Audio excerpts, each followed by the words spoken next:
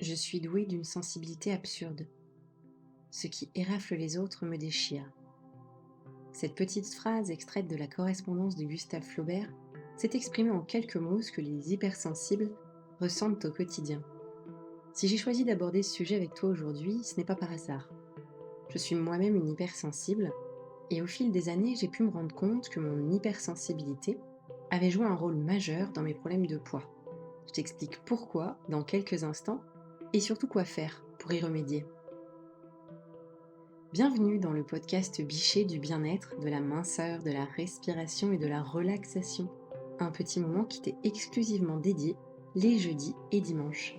Laisse-moi prendre soin de toi et te faire voyager au cœur des neurosciences, de tes ressentis et de la visualisation pour gagner en bien-être tout en allégeant ta silhouette. Pour aller plus loin et vivre pleinement l'aventure, rendez-vous sur le site institut-bichet.com.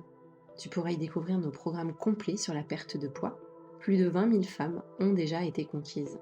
Je t'invite également à profiter de ton cadeau, un ancrage très puissant à écouter sans attendre pour initier ta transformation, renouer avec ton corps et te délester des kilos en trop. Il est spécialement conçu pour te reconnecter à tes sensations de faim et de satiété en pleine conscience. Pour en profiter, rendez-vous dans l'espace de description. Installe-toi confortablement, le voyage va commencer. Comme je te le disais en introduction, je suis une hypersensible. Ces dernières années, ce terme s'est peu à peu développé et a permis de poser un regard plus doux, moins critique sur toute cette partie de la population dont je fais partie. Je ne suis pour autant pas spécialement un fan de cette expression, la particule hyper laissant penser que chez nous, il y aurait quelque chose de trop. Mais je reconnais l'effort qui est fait pour accepter les particularités et donner une place à chacun. Auparavant, on pouvait facilement nous affubler d'une étiquette de pleurnicheur, de lunatique, d'introverti, exposer ce trait de personnalité comme un défaut. Alors oui, il y a du mieux. 30% de la population serait hypersensible. En fais-tu partie ? Pour t'aider à le découvrir, voici quelques traits majeurs des hypersensibles. La caractéristique principale des hypersensibles est d'être dotés d'une perception exacerbée. Cela signifie que nous sommes plus facilement et plus souvent assaillis par une foule de messages. On perçoit donc des nuances qui échappent aux autres. Cela implique qu'après une journée riche en stimuli, nous sommes vidés de notre énergie et qu'on doive nous isoler et nous reposer pour recharger les batteries. Cette perception exacerbée, qu'on peut apparenter à une maxi-antenne, concerne bien évidemment nos rapports avec les autres êtres humains où nos émotions peuvent être mises à rude épreuve, mais aussi l'environnement, la nature, le bruit, la lumière. Bref, en plus de nos émotions, ce sont aussi nos 5 sens qui sont aussi bien largement sollicités. Je suis curieuse de savoir si toi aussi, tu penses être doté de cette sensibilité extrême. N'hésite pas à me le faire savoir dans les commentaires. Je suis convaincue que cette hypersensibilité est un facteur aggravant des problèmes de poids pour plusieurs raisons. Premièrement, chez les hypersensibles, les émotions sont assez intenses et elles peuvent être amenées à fluctuer fortement au cours de la journée. Bref, c'est les montagnes russes. Pour temporiser cet effet, il nous faut trouver un subterfuge et la nourriture apparaît comme un excellent moyen de nous procurer rapidement de l'apaisement. On le sait, le sucre agit comme un véritable doudou sur notre cerveau. Il nous permet de sécréter rapidement les hormones du bien-être, alors nécessairement, on était la cible toute trouvée pour lui. Deuxièmement, je te le disais, nos 5 sens sont largement sollicités en tant qu'hypersensibles. Et la nourriture est une manière fabuleuse de profiter de ces sens. Quand on mange, l'odorat, la vue, l'ouïe, le goût, le toucher, tous ces sens participent et nous permettent de décupler notre plaisir. D'ailleurs, si tu as envie de te mettre à l'écoute de tes sens, tu peux rejoindre notre programme Équilibre Mind Pleine Conscience, le programme qu'il te faut pour perdre du poids en écoutant tes sens et tes besoins profonds. Tous tes sens ont leur importance bien sûr, mais l'un d'entre eux va avoir un rôle capital, c'est le goût. Et toutes les sensations que te procure ta bouche dans son ensemble, parce qu'il y a un facteur psychologique qui vient s'ajouter. C'est ce que Freud a baptisé le plaisir oral, c'est le premier des plaisirs qu'on connaît en tant qu'être humain, en tant que bébé, et certains d'entre nous ont tendance à le cultiver tout au long de leur vie, par la nourriture, mais aussi la cigarette que l'on tient en bouche ou même le fait de mâcher des chewing-gums. Si tu es hypersensible, tes hormones vont jouer un rôle crucial sur ton poids. C'est vrai pour tout le monde, mais puisque tu subis plus de variations que les autres, eh bien cela aura un impact différent sur la régulation de ton poids. Alors tes hormones et leur niveau de sécrétion, tu ne peux pas en avoir conscience au quotidien, bien sûr. Pour autant, ton corps t'envoie des signaux spécifiques que tu peux tout à fait interpréter. Si je te parle d'un rythme cardiaque qui s'accélère, d'un poids sur la poitrine, de mains moites, de sang qui monte aux joues, je suis sûre que ça te parle. Et ce qui se cache derrière, tu le sais très bien, c'est la peur, l'angoisse, le stress. Et il y a une hormone qu'on connaît maintenant très bien qui va agir à ce moment-là, c'est le cortisol. Quand on est hypersensible, on est davantage stressé.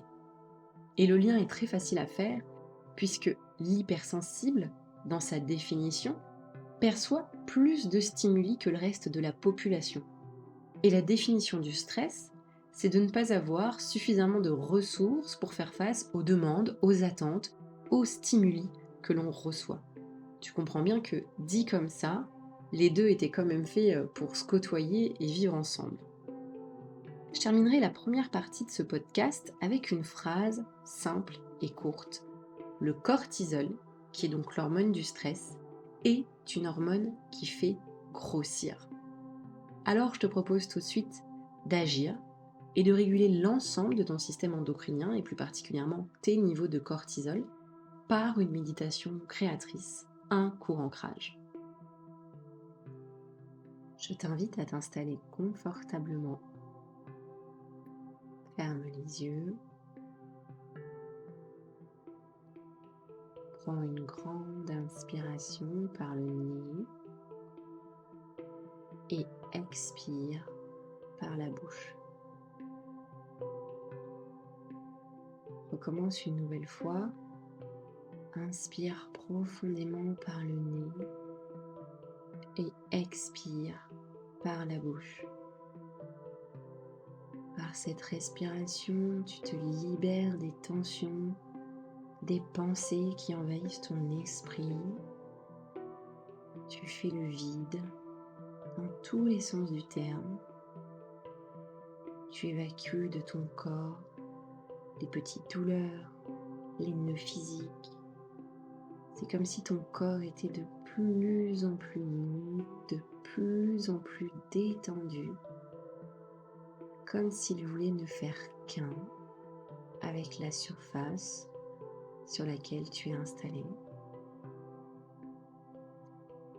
Et avec cette détente du corps, c'est ton esprit qui se détend lui aussi. Tes pensées se font de plus en plus rares.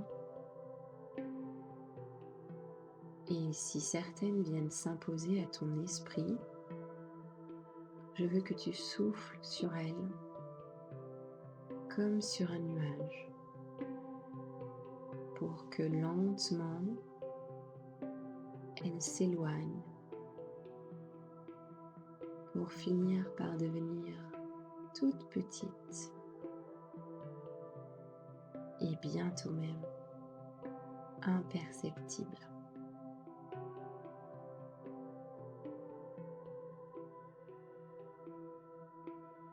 Il n'y a plus dans ton esprit qu'un ciel azur, doux et réconfortant. Ici règne la paix et la détente.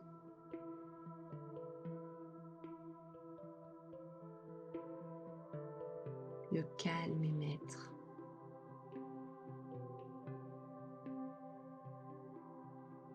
Cela te ressource, t'apaise, te vivifie.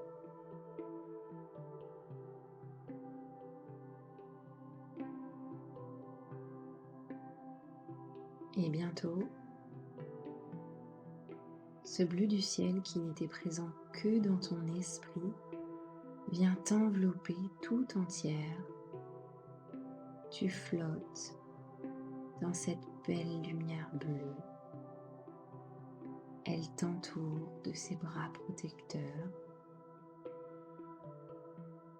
Tu es bien.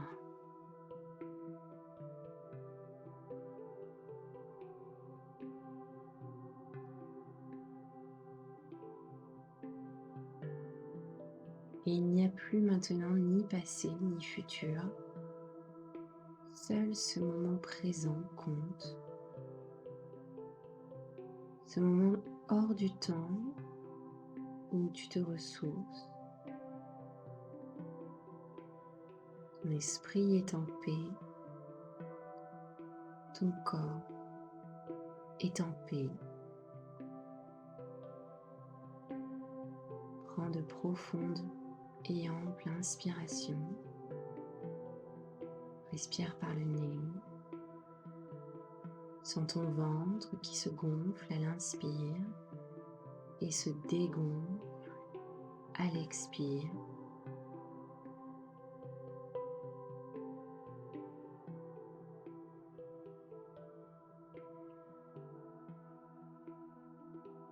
Ces respirations lentes et profondes agissent comme un bercement. Tu n'en as peut-être pas conscience, mais elles régulent l'ensemble de ton système hormonal.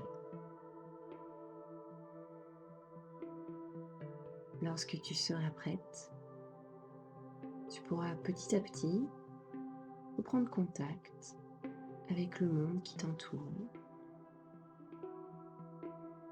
Tu peux par exemple prêter attention aux sons que tu peux percevoir dans le lointain, ou bien bouger délicatement les doigts et les orteils et progresser ainsi jusqu'à ouvrir les yeux. On arrive à la fin de cet épisode. Si tu entends ce message, merci d'être resté jusqu'à la fin en ma compagnie. Si le sujet t'a plu, bien like la vidéo pour la faire connaître, abonne-toi à la chaîne et active la cloche pour être averti des prochains numéros. Si tu penses que cet épisode peut être utile à l'un de tes proches, eh bien n'hésite pas à le partager avec lui. Lors du prochain podcast, tu verras avec Anaïs comment faire de ton corps un sanctuaire, déposer les armes et cesser la bataille pour mieux t'épanouir et te transformer. Et n'oublie pas ton cadeau disponible dans la description. Prends soin de toi et à très vite.